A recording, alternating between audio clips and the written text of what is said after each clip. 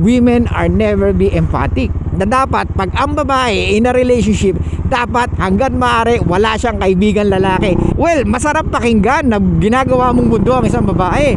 Pero in reality, ladies, pakiamin nga kung attractive sa inyo yung lalaki patay na patay sa inyo. Hey, what's up guys? It's your boy, Sublado Moto. Okay, for tonight's vlog, let's talk about ang nag-message sa atin. So, ang tanong niya is, Idol, nag-cheat ang girlfriend ko. Ano ang gagawin ko? Mahal ko kasi. What? Natakil na natin to, Brad. Napag-usapan natin to. Pero sige, mukhang kailangan mong makarinig na naman ng mga salita na dapat tumatak sa iyong pag-iisip. Ang babae, once na nag-cheat na, game over na. Hindi yan lalaki. Ay, magkaiba tayo sa babae. Ang dapat, ang pinaka hindi gagawin ng isang babae sa isang relationship is yung mag-cheat. That's the greatest form of betrayal. Hindi ko alam kung ano pa ang pinakamalupit na magagawang kasalanan ng isang babae. Kasama na dun yung pagpo-post ng sexy pictures, pakikipag-usap sa ibang lalaki. Kaya kung sasabihin mo na mahal mo pa rin, mag-isip-isip ka. I understand. Of course, mahal mo eh. Pero you are clouded with your emotions, Brad. Ito yung sinasabi ko sa inyo, guys, na pwedeng mangyari once na ikaw ang nag-chase sa babae. Ibig sabihin, siya yung nag-frame sa'yo kung ano yung dapat na relationship, which is hindi naman dapat. Unang-una, women are natural born followers, di ba? Men are natural born as a leader. That's why we have the capability to be a leader. At kahit saan mo tignan, kahit saan aspeto, ikaw may kakayahan, tayo may kakayahan to lead the relationship. Tayo nagbibigay ng relationship, di ba? Hindi sila. Ang tanging kayang ibigay ng babae sa atin is yung pagkababae nila at yung magiging ina ng magiging anak natin. Brad, ang tanong ko lang, bakit siya nag-cheat? At bakit hindi mo alam nung unang panahon pa? It's biology for us, both men and women, to find a suitable partner or yung the best na partner. Sa lalaki, it's easy for us to find out or to find a way if she's not capable to be a mother of our child. Kung hindi siya pwedeng pang-relationship. May mga babaeng pang-relationship, merong babaeng pang bedtime. At alam natin yan, Brad. Kasi we categorize them. Kung ang babae may friend zone, tayo merong sex zone. Kaya yan ang hirap sa atin pag tayo na ang masyadong in love sa relationship. Hindi na yung babae. Pag ikaw ang masyadong in love, natatabunan mo siya na dapat siya yun. Ibig sabihin, mas ikaw yung nasa cloud. Ibig sabihin, nawawala yung pagiging emotional niya. You putting her on her masculine energy. Kasi pag nasa masculine energy siya yung parang, ay, ba't ganun? Parang sobrang mahal naman ako nito. Parang hindi na tama. Parang sa akin lang siya umaasa. Bro, it's not attractive for women. Ladies, pakiamin nga kung attractive sa inyo yung lalaki patay na patay sa inyo. Bro, you are logical. Kailangan mo mag-isip mabuti how to make the relationship work.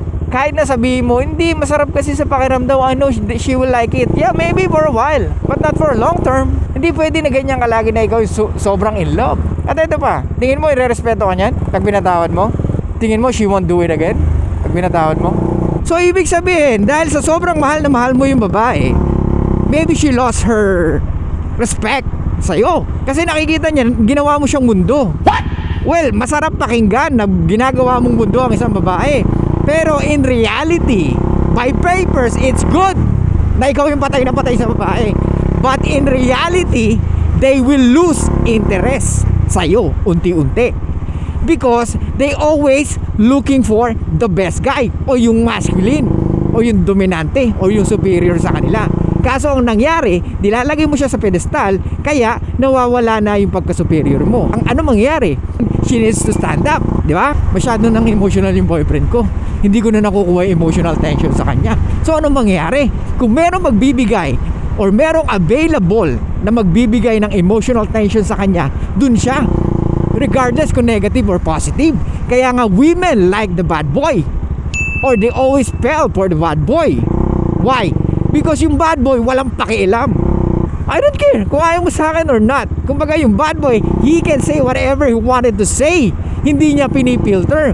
he is not conformed with the society's rule. Wala akong pakialam sa society. Ito yung paniniwala ko na dapat pag ang babae in a relationship, dapat hanggat maaari wala siyang kaibigan lalaki. Ang tanging lalaki lang niya sa buhay ay yung tatay niya at yung kapatid niyang lalaki or maybe pinsan. That's it. How dare you? Diba?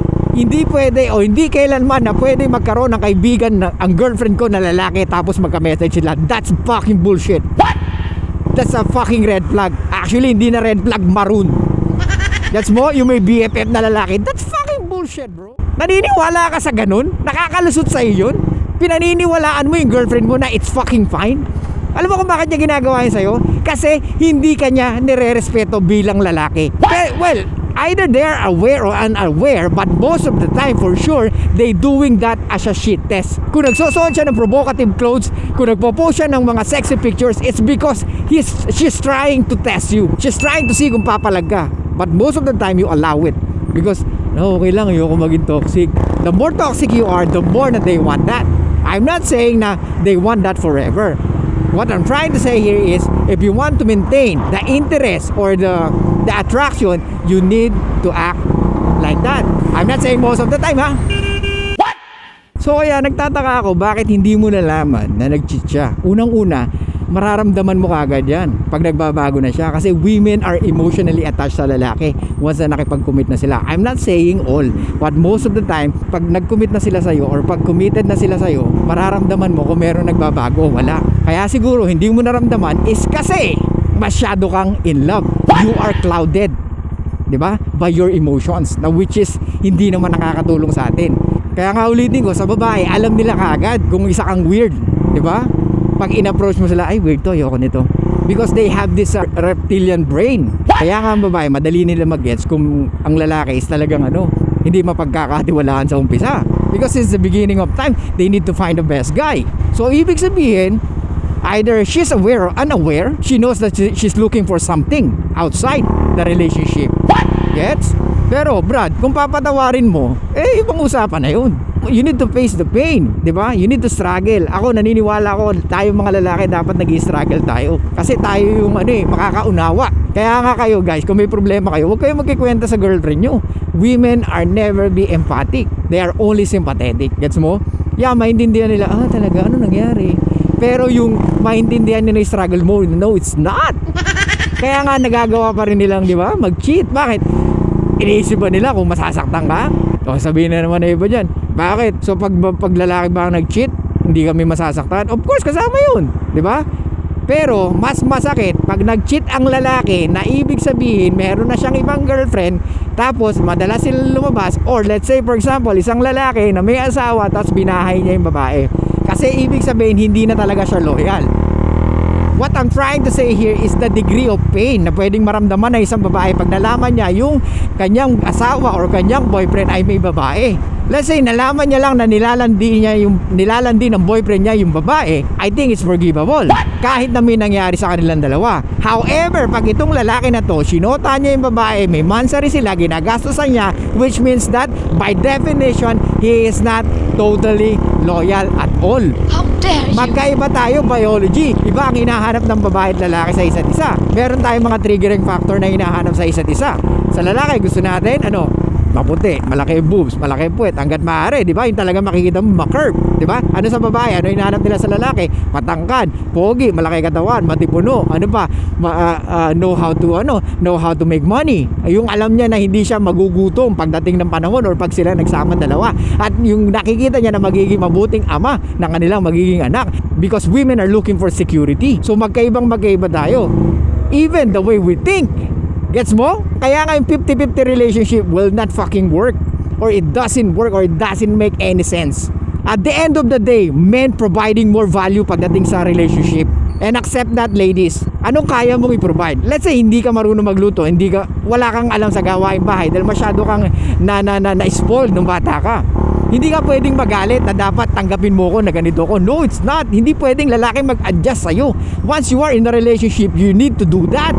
You need to adjust. You need to learn how to cook. You need to learn how to maglinis ng bahay. Lahat ng babae na nagkaanak, hindi naman marunong kaagad mag-alaga ng bata. Of course, unti-unti, and you need to learn that. Pwede ka mag-complain na nahihirapan ka, pero wag mong sisihin yung lalaki. Diba? Unang-una, tandaan mo, once na nag-asawa ka, meron kang responsibilidad bilang babae. So yun lang guys, thank you so much. I'll see you guys next time, and bye-bye.